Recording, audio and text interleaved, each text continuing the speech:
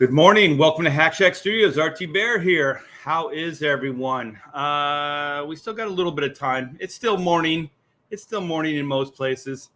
I squeaked this one in. So how is everyone? End of the week, Friday. So we made it. We made it to the end of the week. That's good. Tonight on Ethan Van Sciver's channel, we have the auction. We have the CG art auction. So looking forward to that. I got some black and white layout stuff. So it'll be a little bit of a preview of stuff I've been working on in layout form. So it won't be a complete spoiler, but this will be preview stuff you can own. So I think I'm gonna auction off a page of layout, just layout. I do them about this big, and yeah, maybe I can find one. Let me see if I can find one for you guys while I'm waiting for the signs of life to arrive. Yeah, I had a great show last night on the Professionals. Those guys are so fun to hang out with, man. We had a ball talking about childhood experiences, watching cartoons in the morning for the first to start every Saturday morning. Hold on, let me see. Let's see if this is this is a good one. This might be the one I sell, actually. For once, I actually clicked on the right thing. Yeah, so still waiting for Silence of Life. We have I Borrow Ideas. He's in the house. So what's my competition look like? Maybe there's a lag. I don't see anybody. There's nobody out there. I knew this day would come. I knew this day would come when I threw a party and no one would show up. Oh, I think StreamYard's just a little behind. Yeah, you guys are coming in now, loud and clear. So how is this? Dolomited. I like it. Hello, we got Tara Wombat spreading the fear of the wombat. Hey, Donald, CG's own Donald DeLay. Love your artwork, dude. Your cartooning is really, really good, man.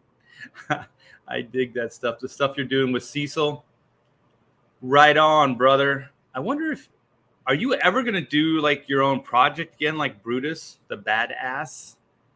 Because I dug that as well. That was good stuff.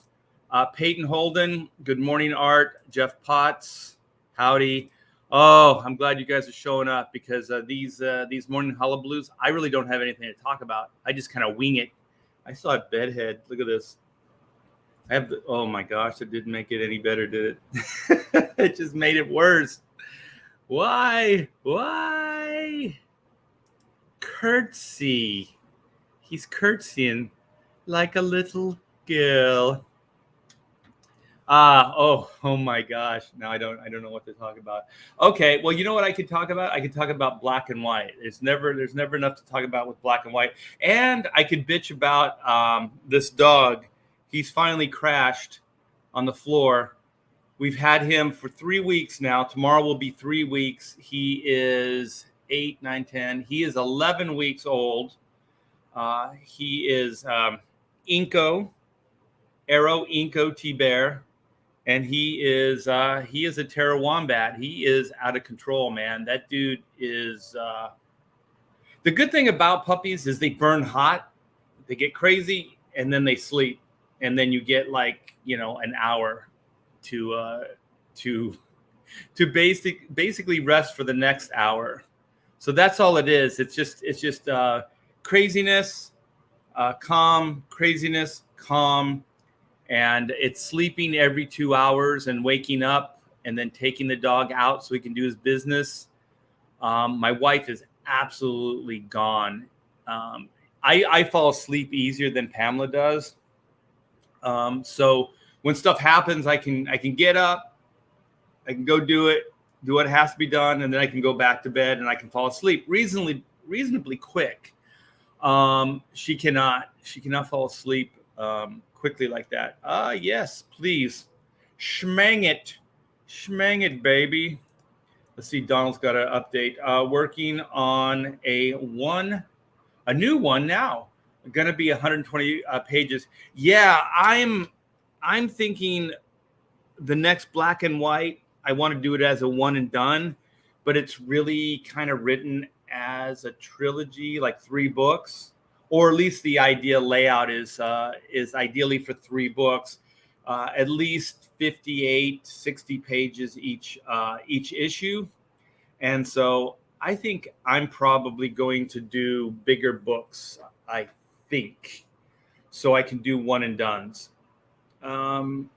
Because I think it takes me a while to do a book. So if it's kind of a cliffhanger, or if it's serialized, I think it's too long in between issues. So I want to do one and done. So Chrono was a one and done, and I feel good about that. So Retrofit was a one and done. So once it's finished, it goes out, and then I don't have to kind of have this pressure to put out the follow-up to that book, even though there is going to be a follow-up, but it's not going to be serial. Well, how do you say it? It's not going to have a cliffhanger ending. So it's not going to be like like 2 parts to the same story. It'll be a continuation of the adventures of Chrono Mechanics, but it's not going to be necessarily connected to that one that just went out. And by the way, you guys, Pamela's at the post office right now. I think she's got about 25, 30 books going out. So she got books out yesterday as well. So I think she's got another day or two of probably 25 to 30 books. So she does them in small bursts. So she doesn't want to annoy people at the post office. She's very polite, that girl. Hold on for a minute. My congestion. Yeah, so that's kind of that. So what I want to do with Black and White, the next one, so after volume 2, which will be the follow-up to volume 1, so that's kind of the 2 parts to the same story.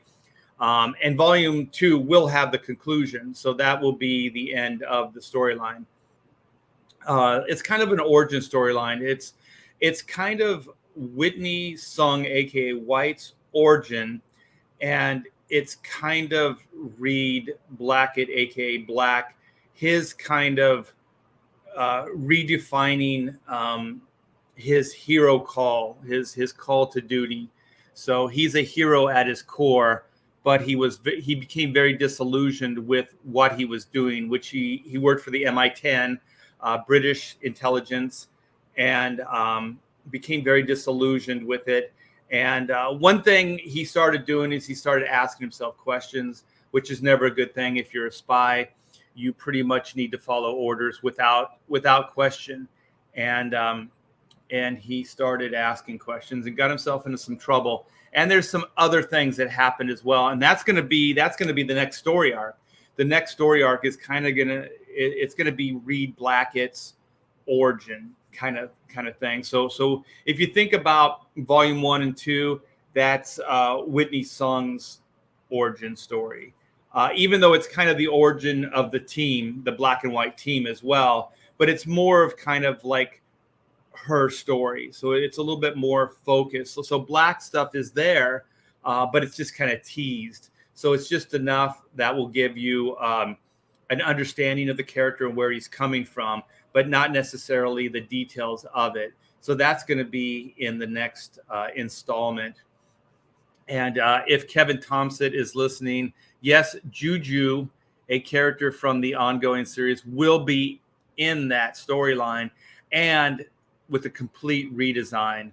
I did the redesign a couple years ago, and I looked at it a while back, and it still holds up. It looks really cool. I'm still happy with that. Smoking Wraith says, morning, folks. We have Neon Todd in the house. What's up? We got, what is that? Splat Guts? Splat Guts, what's good? Everything's good, man, except, I saw the dog. He's moving. He might be waking up. Yeah, the poop was right behind this cabinet, man. I hope he doesn't do that too much. I cleaned it up pretty good, but after a while it starts stinking up places. So I borrow ideas. Let's read this. Are you going to finish the second story of the original black and white, the one with the voodoo character?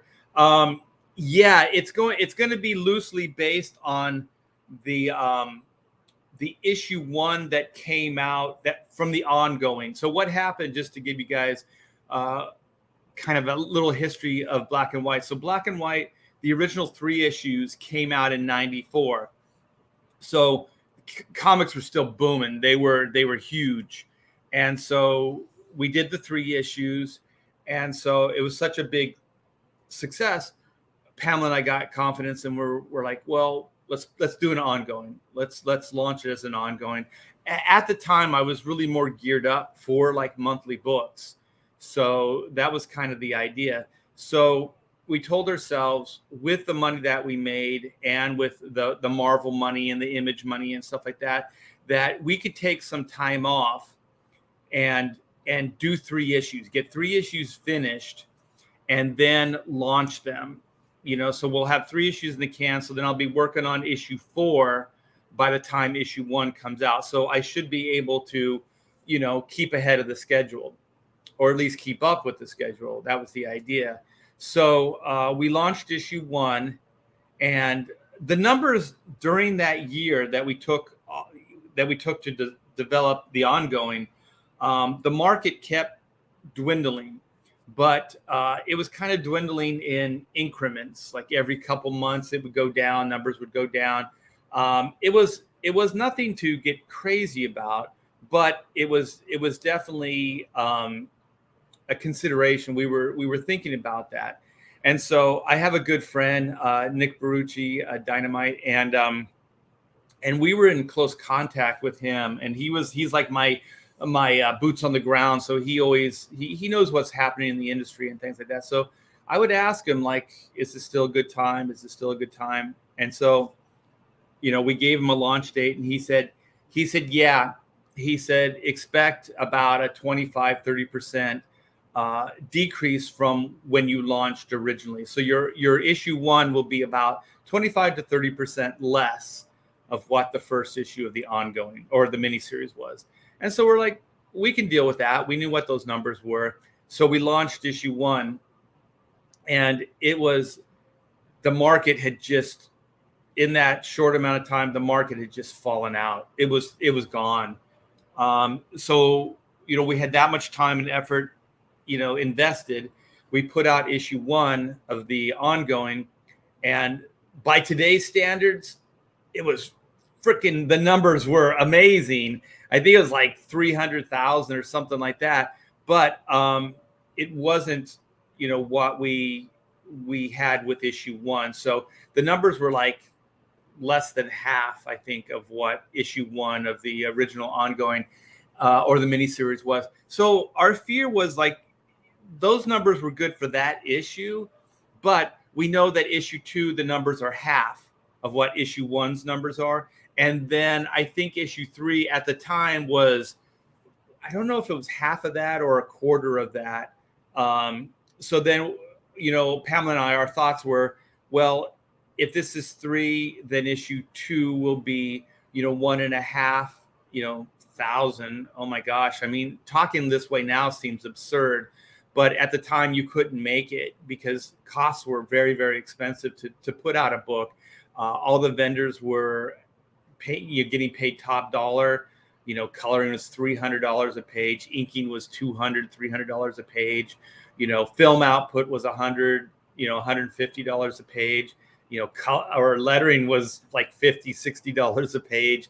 Everything was really expensive. So, so then we were like, well, issue 2, if we could keep those numbers, and that would be like 150 or around there would be what the book would sell as an average going forward. We could do it. We could squeak by. But issue 3's numbers decreasing, we couldn't do it. We couldn't do it. Not based on issue 3 numbers. The idea is sometimes issue 4 numbers will go up. So by what comic book retailers do is they buy and they see these things like months in advance, the orders. So by the time issue 3 comes out, sometimes the demand for the book can go up. So then issue 4's orders sometimes can go up if you have a hit on your hands. But that's a big gamble to take. And so we had just had our little one, Amanda T. Bear, and so she was born, and there's just a lot of pressure to provide for your family, and so I was like, I feel a little selfish here if I move forward here. I mean, it is a dream. It's something I really want to do. I've invested, a year in developing, these 3 issues and this ongoing storyline. But I was like, I have to get sure money. I have to get some stability. There were too many variables, and the industry was kind of like there was a lot of doom and gloom going around. So hold on for a minute. Wow.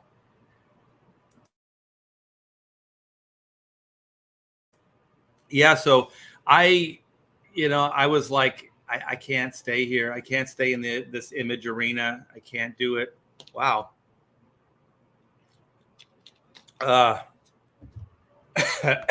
Little dry throat there. So I went back to Marvel. It's the only thing I could do. So I went back to Marvel. I ate crow. I inked all their shittiest books for about 3 months, and then Andy Kubert, who actually is the guy that followed me on X-Men. So when I left X-Men to go to Image, he followed me on that, and I think that was Andy. And so when I came back, Andy needed an inker, so he got me in back to the X office, and so I started inking Andy, and so then I was pretty much cemented there on a good book. The royalties were still decent; they weren't great, but they definitely helped out. And then the market just kept kind of dwindling, but it was good to be on an X book because as the market was decreasing, the X books were as well, but not as badly. And so then the royalties were still pretty good, enough to keep things going. So let's see what Donald has to say. Yeah, serializing a story with 1 book a year is a long wait to me. If we're going to do 1-2 books a year, they might as well be self-contained. Yeah, the only thing is, hold on. The damn tickle is 120 pages or more. Just seems so monumental to me. Like 60, 48 pages, 60 pages. It seems more doable, but when you start going like double that or triple that, it seems like a lot. So I'm going to have to figure out how I can schedule a 120-page book, because I'm still thinking it might take the same amount of time. But the only thing is, what I could do is do a Chrono Mechanics story, like do Black and White 1 and 2, okay, or 2. And then I still have my art book, my Oodles of Doodles and other stuff 2, volume 2, that's going to come out. And then I have another Chrono story. I actually have one that is done. So I could possibly do a reprint. It has a small print run. Very, very few people saw it. So I'm going to evaluate that and see if it's worthy of my current standards. And if not, maybe I can tweak it and then launch that and then launch the art book. And while I'm doing that, since the idea is that I won't have to do a lot of work, as far as drawing and writing, I can put that time in on the Black and White ongoing. So if it's a 120-page story, then I can get a jump on that. So then ideally, those 2 books, would be my bread and butter for maybe 8 months, a year. So the Oodles book, and then the Chrono, the follow-up to Chrono. And then about that time, hopefully I'd have maybe 60 pages done. And then I could launch it with like half the book done, basically. That would be Black and White. The follow-up, I guess I'll just call it the Reed Blackett origin story for now.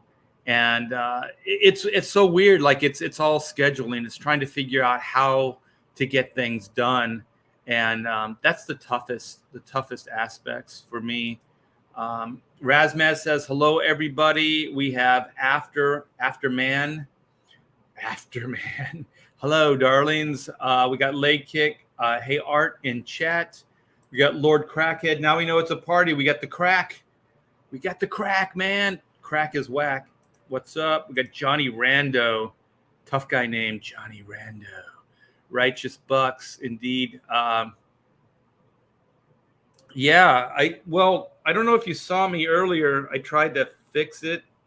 And yeah. Oh, whoa. Hey, look at that. What? Whoa. How'd that work out? If I would have known it was that easy, I would have fixed it, 20 minutes ago. Well, thanks for reminding me, Spirits Car. So I hope you're happy now. Pastmaster Dan, hey, look who's up.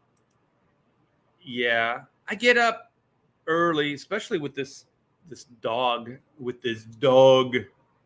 I get up earlier now. So, but we got Jasper Plan 9 in the chat. Let's see.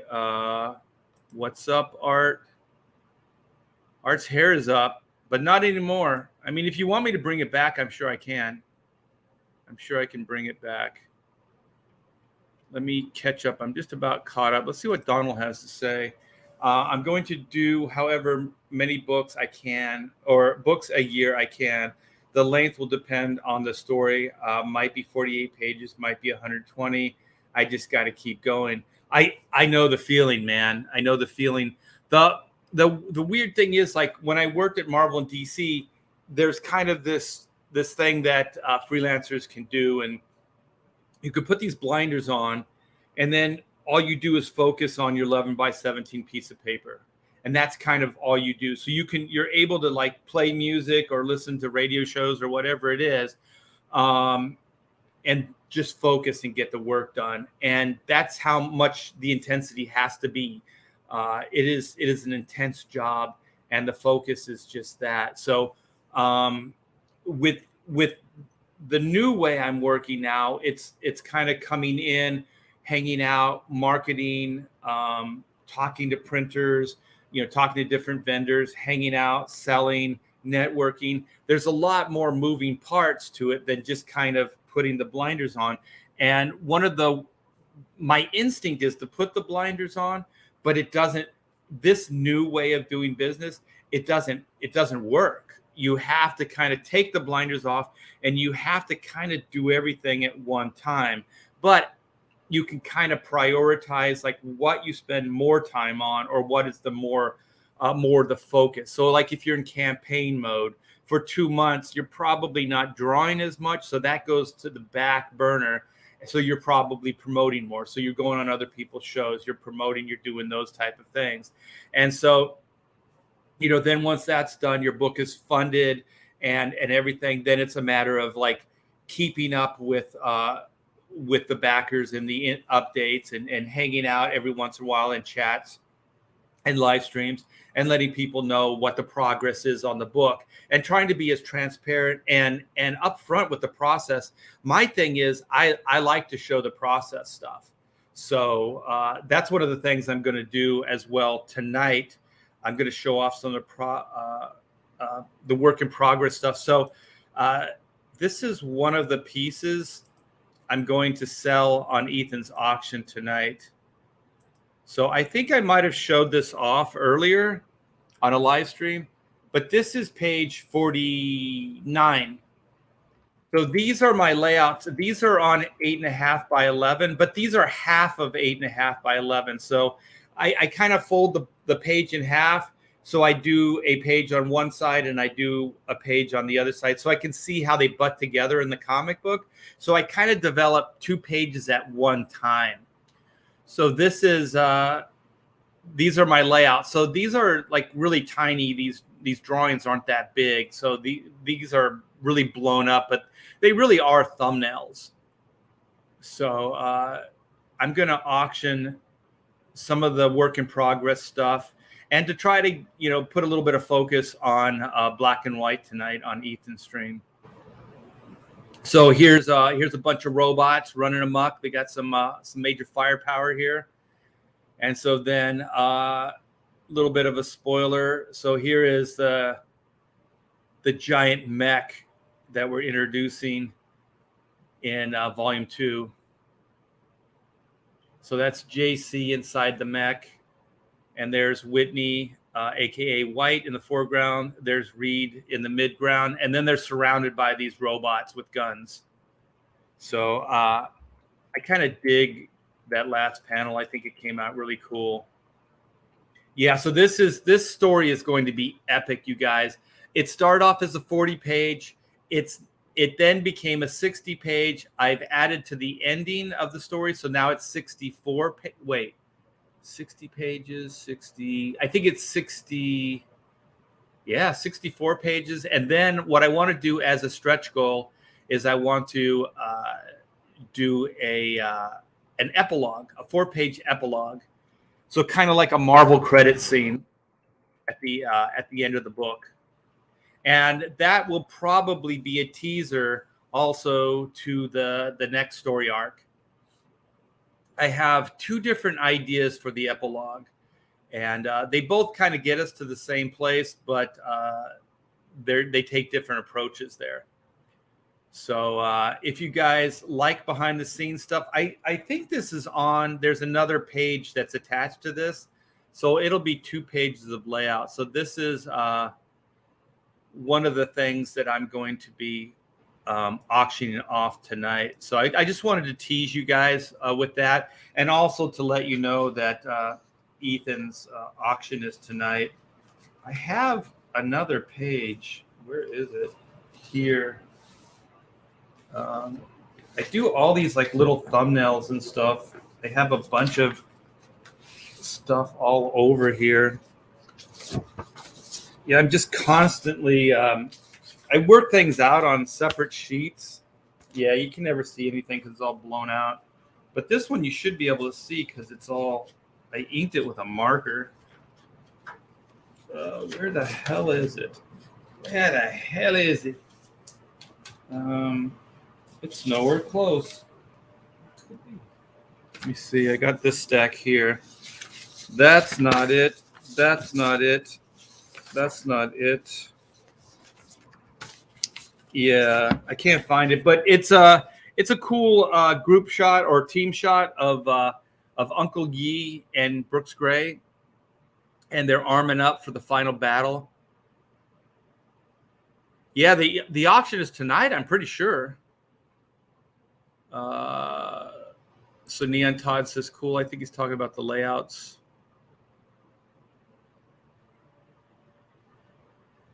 Yeah, Oodles, we are going to do a follow-up. I think I have enough artwork for Oodles 2. I just have to get with a designer and put it all together. And I'm going to try to keep it thematically similar to Volume 1. So there'll be companion pieces. And also what I want to do, if we can get the numbers up high enough, I would like to do a slipcase. So I want to do Volume 1, Volume 2, and a slipcase of the art. So the art book will slide right into your bookshelf. I think it'll be cool. What is this? Is Black and White launching tonight? Oh, no, it's not launching tonight. No, I'm just going to go on Ethan's auction and auction off some of the behind-the-scenes work in progress black and white drawings. That's the idea. Donald says the last panel is dope. Great angle.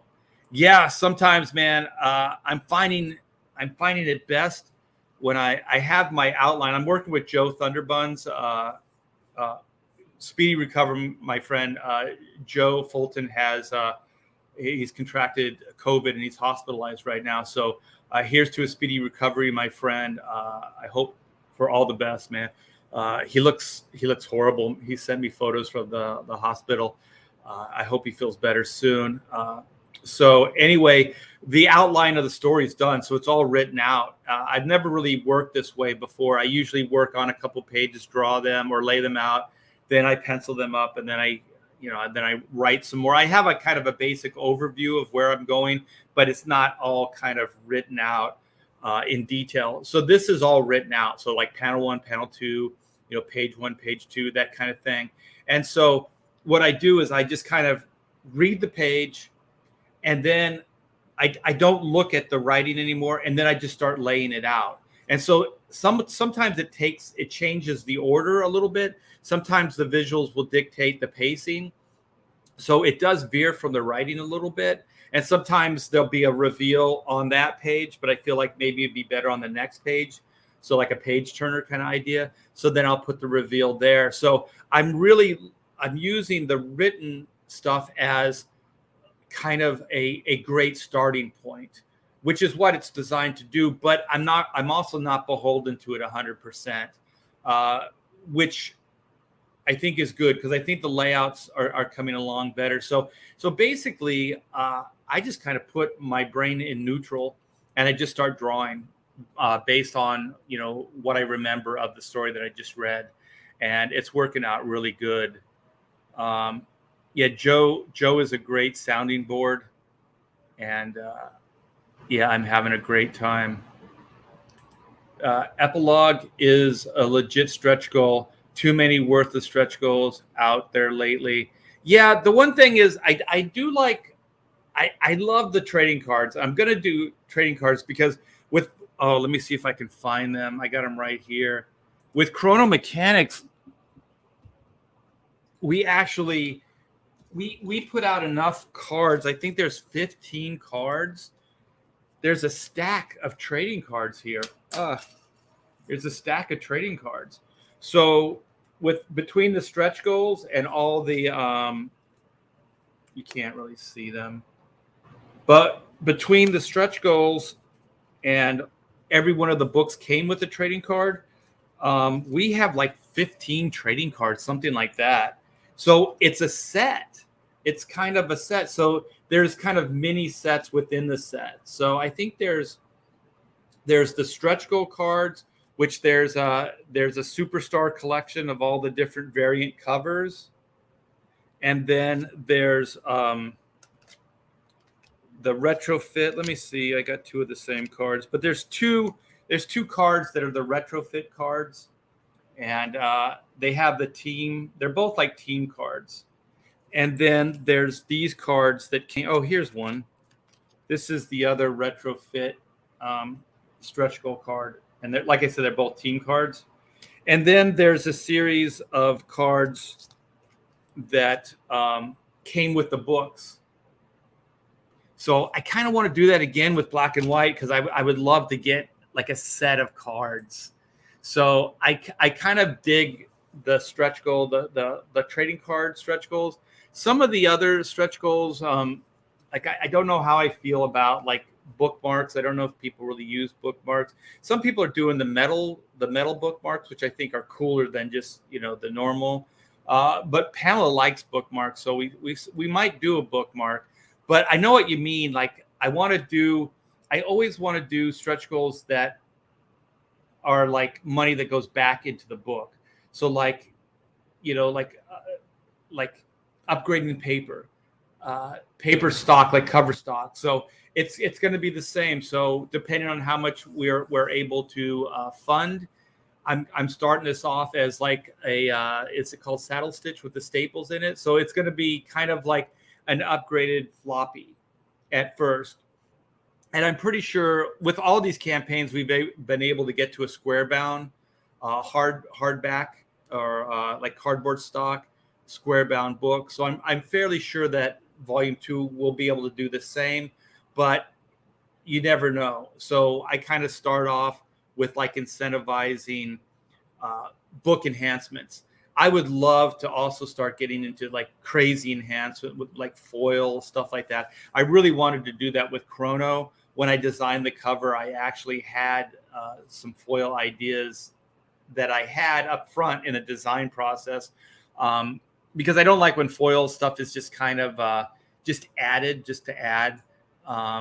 I like it when it's part of the design. So it was definitely part of the design. So I would like to do, all kinds of crazy enhancements and like just killer stretch goals.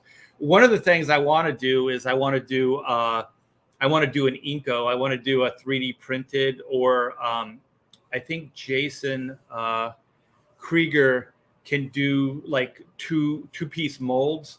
And since it's a simple design, Inco's a simple design. He's the guy up in the corner over here.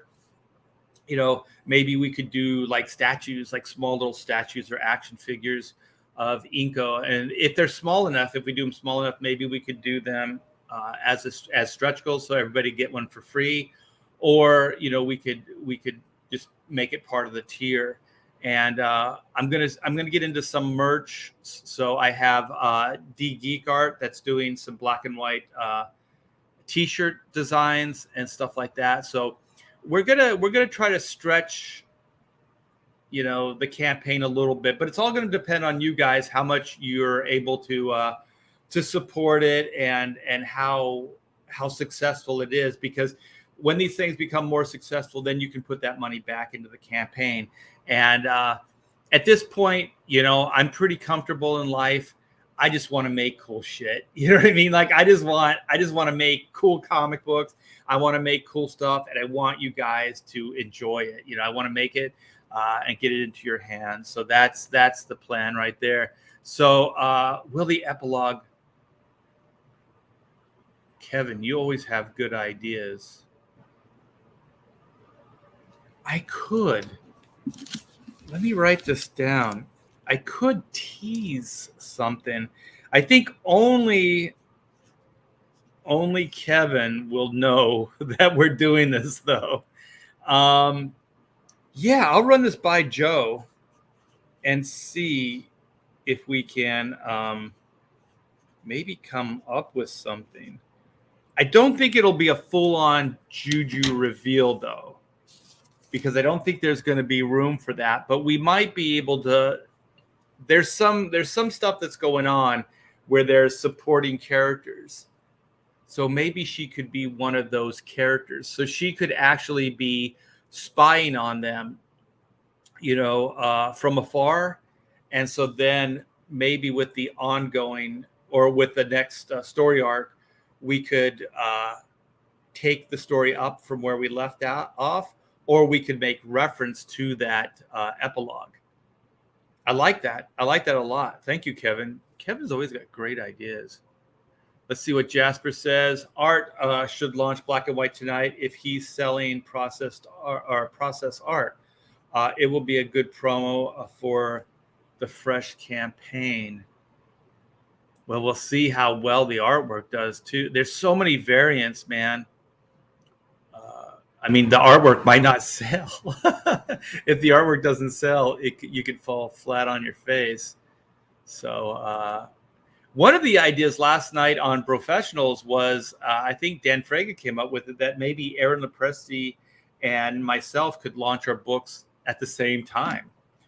No one's done that yet. But we would need major support from Comicsgate to do that. Because that's risky as well. So Vilnid says, so issues 1 and 3 of the ongoing series were never published, or 2 and 3 of the ongoing series were never published, but you had already drawn them. Did I understand that right? Yes, you did. So I have 2 issues in the can that no one's ever seen, but that story was ongoing, and they were 22 pages each. So I don't think I'm going to be able to use that artwork. And also, I've moved on since then, so I want to draw new pages. I want the artwork to look like the style that I'm working with now. So like volume 2 is completely new artwork.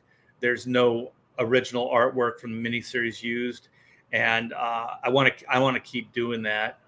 So it's going to be loosely based on those 3 issues. I think it was that story arc was probably 4 or 5 issues long, and that was going to wrap up like the Reed aspects of the story, of the origin story.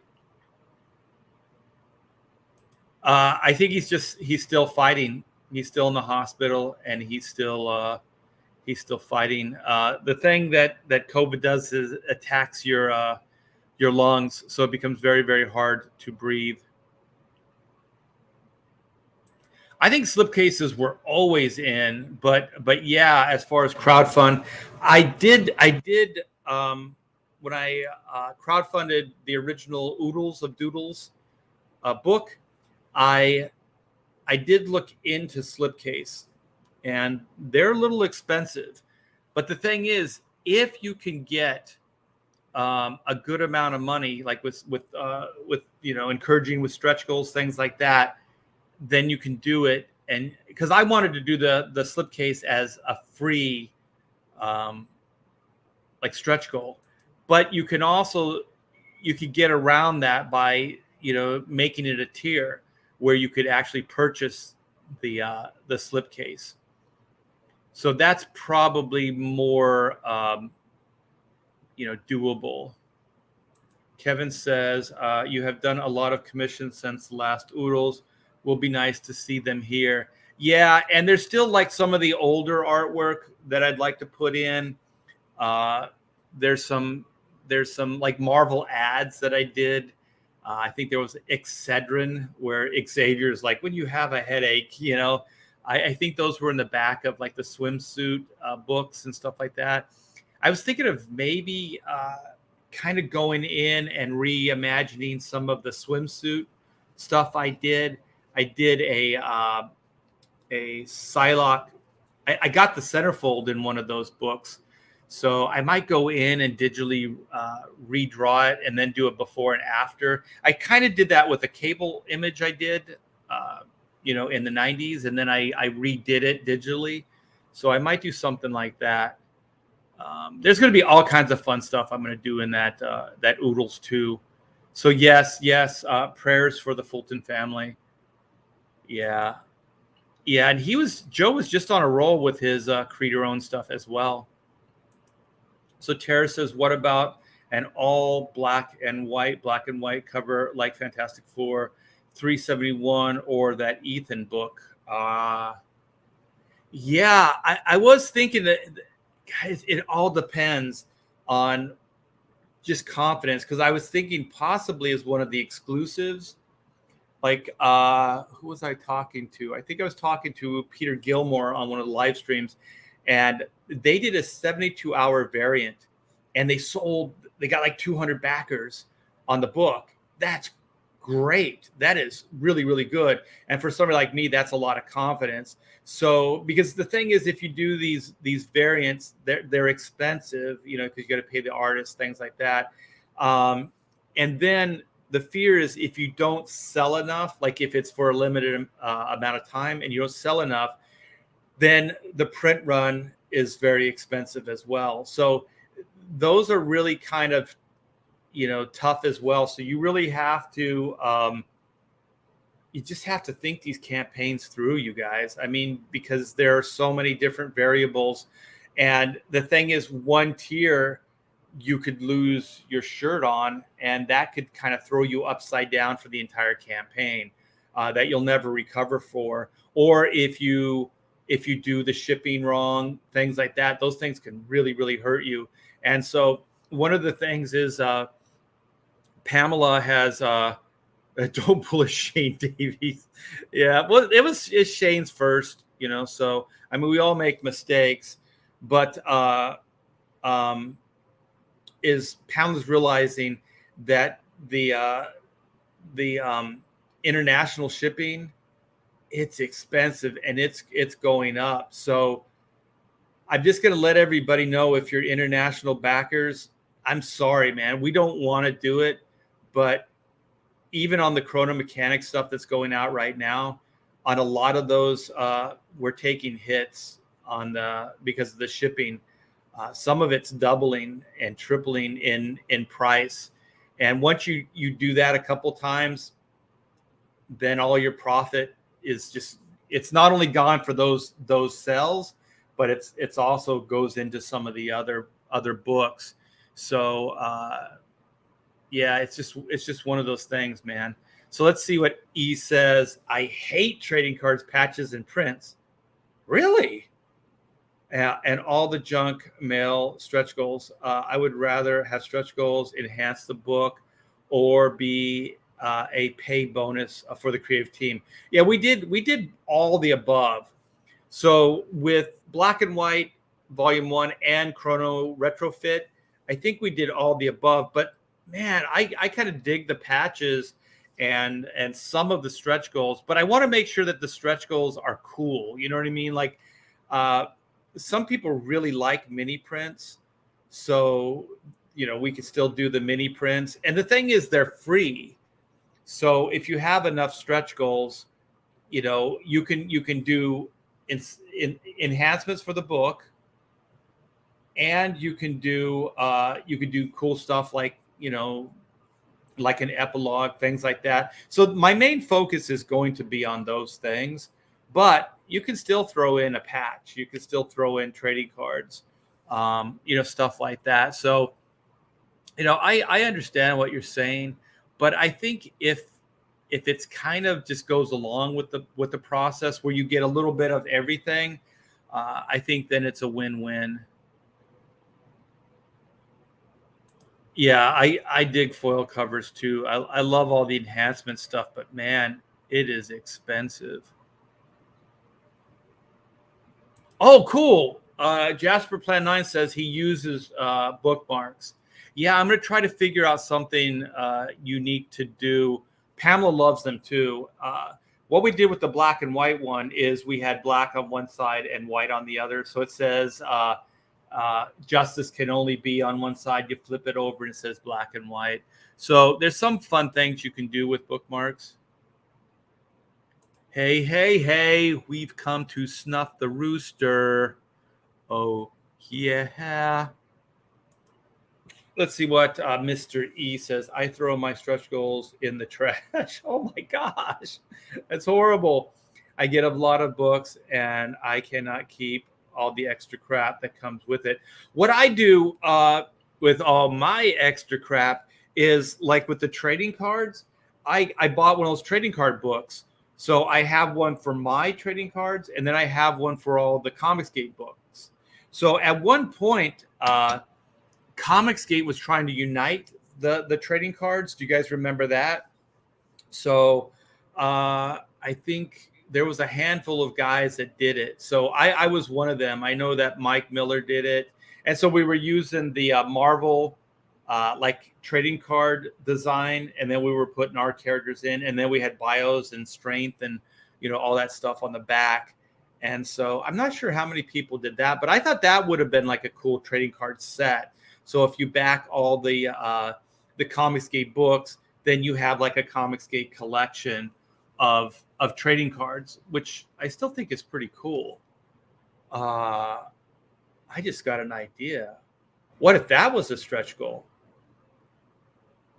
What if I did a set of Comicsgate cards? So every couple thousand, we throw up another stretch goal, which could be like John Malin's Graveyard Shift, or Dan Frega's Black Flag, or First Man, or Alien Alamo, or even She. We could do Cyberfrog if Ethan will let me. So we could do like CG cards.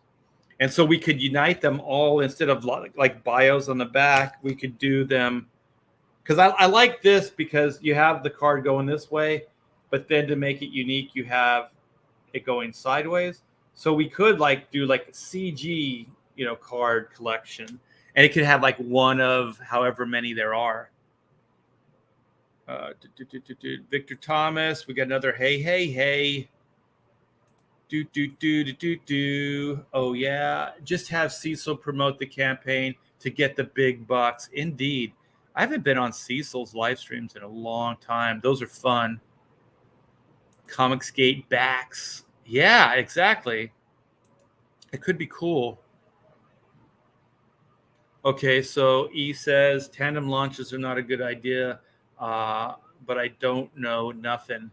Yeah, I mean, it's so funny because for every good idea that could come out of these, usually a handful of bad. So what I always try to do is I just try to think about it at as many different angles as I can, and then if it still makes sense, then I move forward with it. Because that's the only way you can do it. Because, like I said, if you take a hit on one tier or on the shipping or whatever, it can be really bad. Matt Martin's launch was during an auction. Wasn't a great launch. Yeah, because I think people are spending a lot of money on artwork. Because some of that artwork is expensive. So, if somebody's putting out 100 plus for a piece of artwork, they could back 4 or so books. Kevin says you could do black and white omnibus of the 90 stories, including the ones that never saw print. That would be cool. The only thing is, those 3 issues, there isn't a resolution, there isn't an ending. So maybe Joe and I could write an ending and we could have like a written ending on how that storyline was going to go. Or maybe I could go back to Pamela's original notes and see if Pamela would have the time to put it together, just so you could get a conclusion to the story, which will be nothing like the conclusion of the new series. And that will be loosely based on that one. So that is a possibility. Mr. E's got all kinds of ideas. Yep. I like slipcase tier idea. Customized slipcases are expensive, but will gladly pay for it. Oh, that's cool. Swimsuit, yes, please. Yeah, I think I'll do that. Yeah. I'll do kind of like maybe I'll do a reimagining of it. So you can get the original one and then I gotta see if I can find the original line art though. That's the thing is I don't think I have even good Xeroxes of the original line art. The reason the chrono or the cable one worked is because I still had the original line art. So I scanned that and then I kind of worked from the original scans. Let's see. If you don't want to put 2 and 3 out as separate comics and they are already drawn, maybe you should do a making black and white book and include those pages in it. That's good. That's good. Which Psylocke do you prefer, purple cloak or a slinky skin tight outfit? I think it's the slinky skin tight outfit. I think some characters work in the cloaks and stuff, but for some reason that character didn't for me.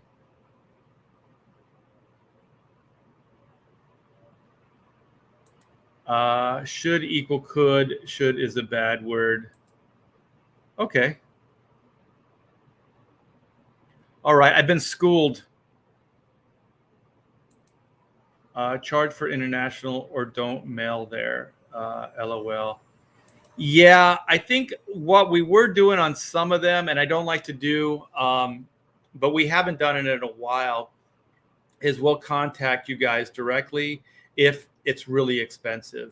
And we'll just ask if you guys could pay more. Most of the time, well, I think all of the time, you guys come through because you can't know going into it. It's impossible. I'm getting the feeling that Mr. E likes comics, not stretch goals. I got it. I honestly hate prints too. I don't know what to do with them. Well, one of the things you can do with them, and I've seen these at cons, is they get those portfolio books. And I use them for my 11 by 17s, but they make them in all different sizes. So if you collect 11 by 17 prints, you can put those in the book. So it's kind of like creating your own art book. So you could have like a coffee table book that you can create yourself based on the artwork that you like. So I like that idea where you could make your own art book and you can do that with the mini prints as well, because I think those portfolios come in all different sizes. So you could have a more manageable size portfolio or art book, I should say. So I like those ideas. I wasn't a huge trading card person either, but now that I'm expecting a frog trading card binder with warts and all, I want the cards. Yeah, I think a place to put them makes a difference. Like if you have a destination for them, otherwise they just kind of go in a drawer, or you put a rubber band around them and you just store them away. So I'm a big fan of like books. So like, 11 by 17s, you guys can customize your own art books with the the prints. 11 by 17s, you can do the same. Trading cards, they make all kinds of cool like trading card books that you can get, and you can just put all your cards in, and they're transparent on the back too, so you can see the fronts and backs when you flip the pages. So there's cool stuff you can do. The neat thing about collecting right now is for just about everything that you can collect: footballs, football helmets, baseballs, trading cards. There's a container, or there's some kind of way to show off your stuff, which is really cool. My only problem is limited space. So I have my collectibles, and then sometimes I'll just take down what's on the shelf, and then I'll just put new stuff up.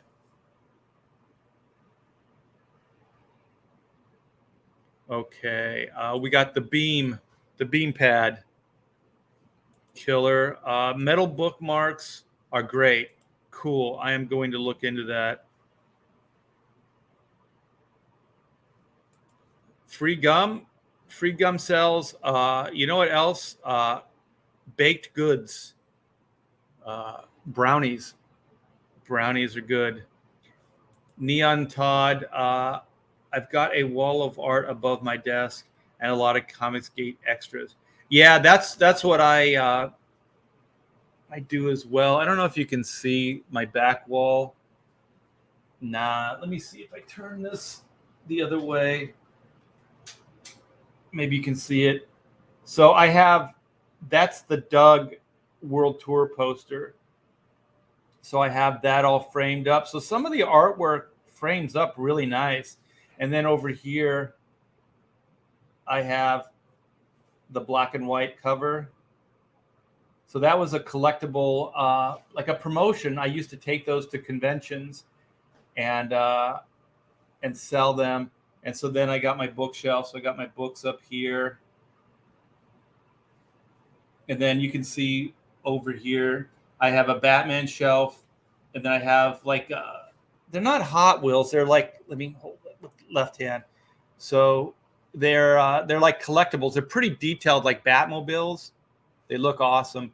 And then I have my Disneyland map from, I think, 75, 76. So I had that since I was a kid, and my wife framed it up for one Christmas.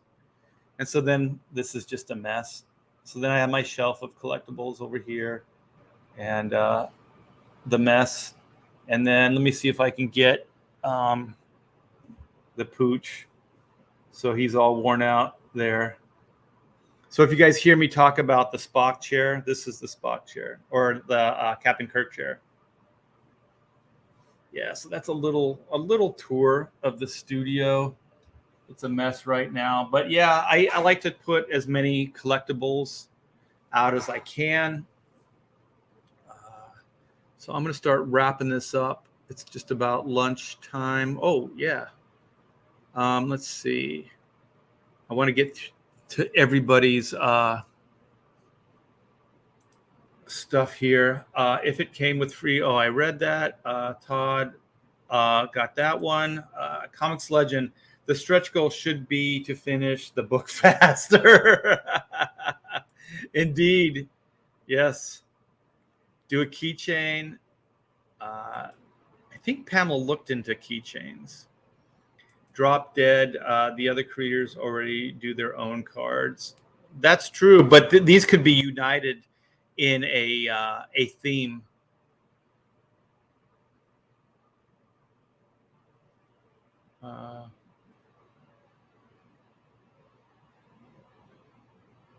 Swimsuit editions, Art Ethel Cecil in a swimsuit. No. I bought a Billy Tucci commission on his new She campaign. I'm going to ask him to draw. Oh, killer, dude. Killer. That would be sweet. I did one for the last campaign. Let me see if I can find it. I saw it somewhere. I just saw it. Gallery.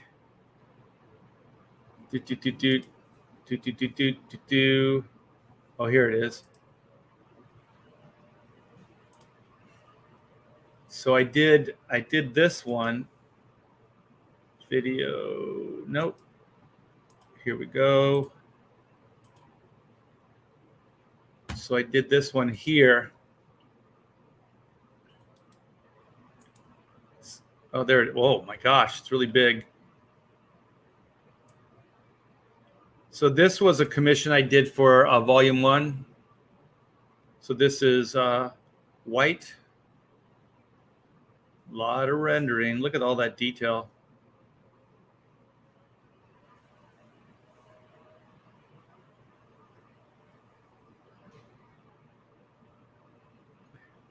Some crazy hatching. Look at this. Yeah, this was a lot of fun to do. So let's make it a little smaller. Wait. So there it is right there. So yeah. I think I'm going to have some commissions that I'll make available for this campaign as well. So if there's anybody interested, there's going to be some original artwork as well, covers, things like that. Let's see. Are you going to sneak Arrow into a future? Maybe Arrow, Inko Arrow will be a character. Yeah, I don't know. Hold on, I'll go grab. They're so freaking cool, man. I'll grab a couple of them. They're really detailed, and they have all of the different ones. I didn't grab all of them, but I'm a real Batmobile guy. Like I love just the Batmobile as a character. So then there's the Tim Burton one, and they're metal, so they're not crazy heavy, but they are. I can't see on the back who made them, the manufacturer. But they have like rubber tires and stuff. They're really cool. This is one of my favorite designs. It's completely outside the box. So was this Batman Forever? I got to see this one in real life. It looks really tacky. It looks really cheap, but because it was made out of fiberglass and then the side panels glow, I thought that was a little bit cheesy. But when they're not glowing, and it doesn't have that cheap kind of like neon look, I think it looks pretty cool. It looks kind of 50s-ish to me. So I kind of dig this design. And then, oh no, this was the one that I was thinking. Maybe that one has side panels that glow too. This is the one I saw. This is the one I think looks a little, I don't know. It's very Geiger-ish, but I thought it looked kind of chintzy. It didn't look too cool in real life. I got a dog. Where are you? Don't be pooing. And then, of course, there's the classic 66. And then this Batmobile, I wasn't like as huge of a fan, but I think because I like the Frank Miller Dark Knight Returns so much, I thought the more tank design was cool. So this was kind of a hybrid of the Batmobile that we know of and the Christopher Nolan kind of Batmobile, which, wait, hold on. I didn't grab that one. We'll go downstairs. She's down there. Talking to the dog. Yeah, he's starting to whine. He just woke up. So this was the one. And this one, like, what sold me on this version of the Batmobile was that they actually built one. And so a lot of the stunts were done with this car. So I thought it was pretty neat the way it worked.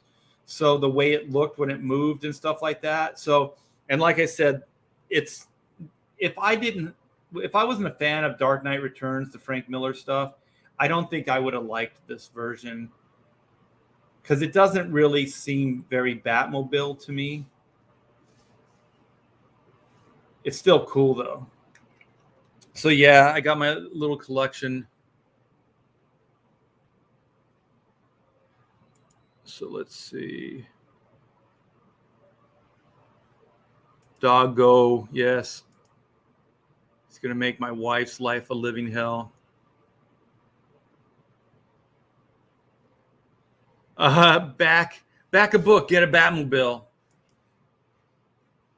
Oh, cool. Have a set of cards where the back puzzle together, forming a large image. Oh my gosh, and I did that in 94. The beam pad has come through. That's what I'll do for the backs. It'll be easy. Well, trying to make it all work. Puzzle card. Yes. I'm writing this down. That could be cool for the back. So the fronts will all be like, the different images. And then I think there were 9 covers for the original black and white. I could do the original black and white preview that were in the Extreme books. I could do that piece of artwork as kind of a retro puzzle. That might be cool. Oh my gosh, the beam comes through. I like that. That is great. I'm probably going to do that. Let's see. Oi chat. What's up, Art? The sky is up for sure. All right, man. Well, I am going to wrap this bad boy up. I think I pretty much covered everything that I wanted to. I just wanted to do an hour or so before I got to work, hang out with you guys, and see what's going on. And also, please, if you haven't subscribed to my channel, my YouTube channel, please do so. The numbers are going up. I'm so happy. You guys seem to like what I'm doing. Like this video. It does help. And if you know anybody out there that digs comic book talk, nerd geek stuff, I'm your man. So yeah, just let them know. And this is all word of mouth, you guys. And also, I do have the pre-launch. I have the pre-launch page, and I am gathering names and email addresses. And so I'm real close to hitting my goal. I think Pamela the other day was saying 25 email addresses away from where I wanted to be. I still would love more because obviously all this stuff gives me confidence. Like the more names and stuff we can collect, the better I feel going into the campaign. I'm still very nervous about these things, you guys. I've done 4 or 5 of these campaigns so far, but I'm still very, very nervous about them. So yeah, it only takes a minute or so. You come by, click over here, sign up, just give me your email. It goes into the mailing list. And then when this thing goes live, you will be the first to be notified. So we're going to have exclusives. We're going to have early bird specials, and those things will sell out quickly. So getting in early is the key to that. And then for that, you guys will get a free trading card. And this is the artwork. Indiegogo, the pre-launch page wouldn't allow me to do the full piece, but here's part of it. And brilliantly colored by Stefani Rene. I dig his work. And this is going to be the freebie, you guys. This is going to be the trading card. So I think it came out killer. So I think trading cards are cool. So especially when you don't really have to pay anything, all you have to do is give me your email. Here is, I'm going to click on the video here, and here we go.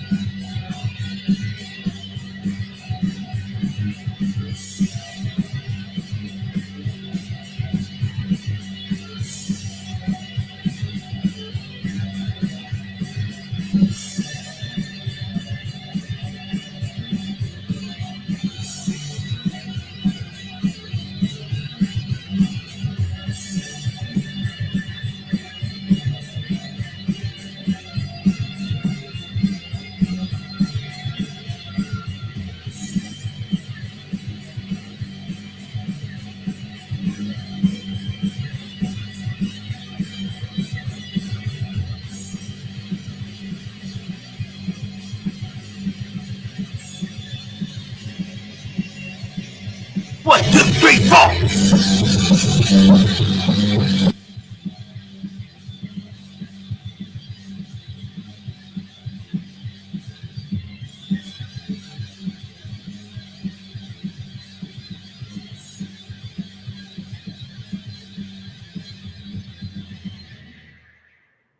Yeah, so that's the pre-launch, you guys. The link is in the description. So click on that link, go. Give me your email address, and you will be the first to be notified, and you will get that free trading card. So very good. Kevin says, looking forward to the campaign. It's going to be great. It's going to be great, man. I'm equal parts nervous and excited. And that's going to be soon, you guys. We're weeks away from launching Black and White Volume 2. Man versus Machine. So you guys all take care. Thanks for hanging. It was fun, and I'll see you tonight on Ethan's his art auction. All right, you guys, take care.